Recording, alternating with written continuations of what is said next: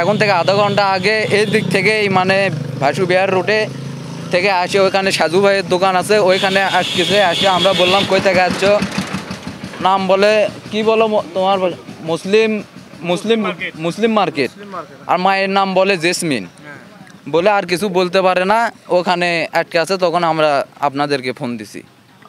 আর ব্যাগে আমরা ব্যাগ খুঁজে দেখলাম, ব্যাগে কোনো ঠিকানা নেই, শুধু কাপড় আর হলো যে কিছু খাবার আছে, বিস্কুট রুটি, আর হলো যে কয়েকটা টাকা আছে। এখন থেকে আধা ঘন্টা আগে। এখন একে যে বাড়িতে পৌঁছানোর জন্য যে কোনো একটা ব্যবস্থা নিতে হবে, প্রশাসনের সাথে যোগাযোগ করে প্রশাসনের থানাতে বা দিয়ে আসতে হবে, যাতে বাড়িতে পৌঁছে দেয়।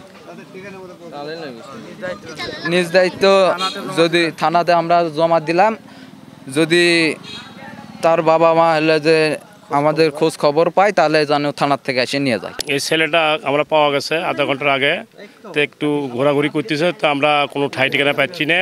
আমি একটু নাম্বার, মুসলিমগঞ্জে একটু নাম্বার আছে, সে যোগাযোগ করলাম, সেই নাম্বারটা বন্ধ। এই জন্য এই ছেলেটা এখন আমরা থানার প্রশাসনের জমা দিচ্ছি, যদি যোগাযোগ করে যদি হয় তো থানায় থাকলে নিয়ে যাবে। মানসিক দুর্ভোগ আছে, সুস্থ না মানুষ।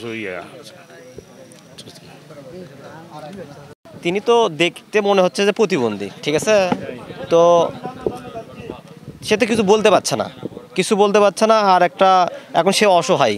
এখন দেশে তো আপনার মনে করেন অনেক মানুষ আছে, খারাপ মানুষ, এমন হতে পারে তাকে নিয়ে যে অনেক জায়গায় বিক্রি করতে পারে। এই জন্য আমরা চাচ্ছি সবাই মিলে তাকে থানাতে দিয়ে আসবে, যাতে আপনার মনে প্রশাসন তাকে তার বাবা মার কাছে ফেরত দিতে পারে, ঠিক আছে, এটাই আমরা চাচ্ছি। আর আপনারা আমাদেরকে একটু সহযোগিতা করবেন, আর বিশেষ করে Facebook, social media, print media সব জায়গায় এটা একটু ছড়িয়ে দিবেন, যাতে তাকে মানে পেতে মানে সুবিধা হয়, তার বাবা মা বা আত্মীয় স্বজন যেটাই বলেন, ঠিক আছে। আমরা এখন থানায় দিতে চাচ্ছি।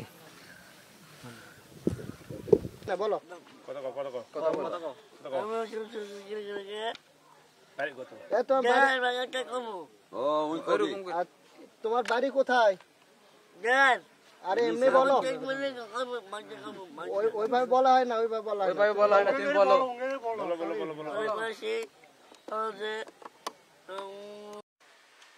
বাড়ি কোথায় তোমার? বাড়ি কোথায়? বাড়ি কোথায়? বাড়ি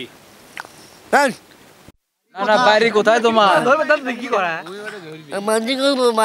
ধরতে দেওয়া হয় না, তুমি বলো। হ্যাঁ, তোমার বাসা কোথায়? বাড়ি কোথায়? ঠিকানা লেখা আছে কোথাও? মায়ের নাম কি? আম্মুর নাম কি? লিখতে পারো তুমি? দেখো তো খাতা কলম আছে।